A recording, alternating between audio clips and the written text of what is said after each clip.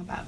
My name is Rose Marie-Avin, and I'm a professor in economics. I'm also the director of the Women's Gender and Sexuality Studies program. And the course is the economics of women in the global south, or women and economic development. And it's a course that's course-listed between economics and WGSS. So that's a perfect course. The course tries to give students the skills, the knowledge, the tools that they need to create a framework for understanding the lives and realities of women in the global south, right? So they can kind of peek into their lives and see what's happening. What are the issues that are of interest to them, to these women? What are their concerns? What are their dreams? What are their visions? So students understands that the women in the global south have their own goals and objectives, not to project their own goals, their visions onto them, right? So to help them understand that they don't need to be saviors of women in the global south.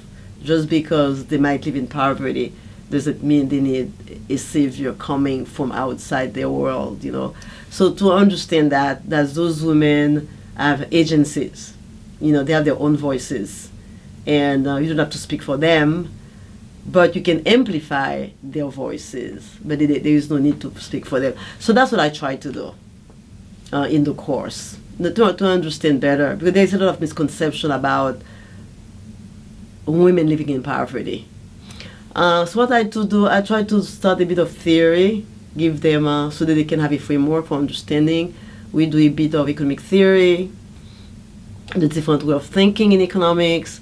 We do a bit of Marxist theory, so they can understand the concept of class. We do feminist theory, so they could understand the concept of gender oppression. And then we talk about how those two can intersect. So we do a bit of intersectionality in that class. People can be at the intersection of race, class, gender, and colonialism. We also talk about colonialism because that shaped the structures of countries in the global south. So we start with the theory, and then we look at specific case studies and the issues that are of interest to women in the global south. We look at the issue of globalization, right? How have their lives been impacted by globalization?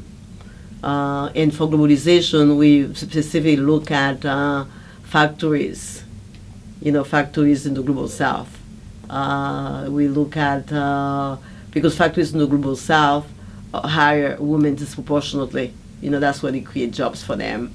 So we look at that, and people tend to think that, but those factories abuse women, and so they are not really good jobs. But then when you're looking at it from the women's point of view, you realize that, those are jobs that they want. They don't want those jobs to disappear, etc. What else we look at? We also look at, besides globalization, we also look at issues of women's organizing, women's movement in the global south, organizing for their own empowerment. So we end up the class by looking at various women's organizations, and besides the readings, we also watch a lot of videos, so that they can have kind of a first, so they can listen to the women's voices, so they can understand better. So we watch videos on women in China, women in India, women in Rwanda, and also we watch videos on feminist economics that talks about what's wrong with globalization. Why is it that sometimes globalization doesn't improve the lives of women? One topic that we also look at at is microcredit, because in the global south, microcredit was supposed to be the savior for women if they get microcredit, so therefore they can empower themselves, economic empowerment. So we look at that in great detail, whether microcredit is a good way to help women make a living and empower themselves. So that's basically what the course is all about. The lecture, because it's going to be an online class, so there is really no lecture. So what I try to do, I try to develop guided readings to see how much they understand, right? Because the course has no prerequisite, so therefore I need to guide their readings pretty carefully. So for every reading, they have to answer specific questions on the readings. It's like as if I would be doing a lecture, what are the points I will emphasize in that lecture? So I try to look at the reading, the most important points, and ask questions to see if they understand those points. And then after I read their answers, then I try to send them feedback in terms of, this is a good job, you understand the reading very well, you understand the key points. They have to give me the key points of the reading, or if they don't, so I tell them what they are missing, in that, what they need to know, right? What they need to know in the future to create their own framework. I want students to take away from the course that women in the global south are strong, they are resilient, they are intelligent, they have their own agency, right? They have their own visions, and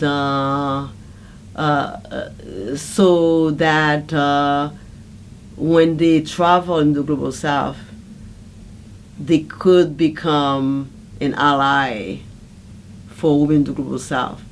So when you go, you need to listen, right?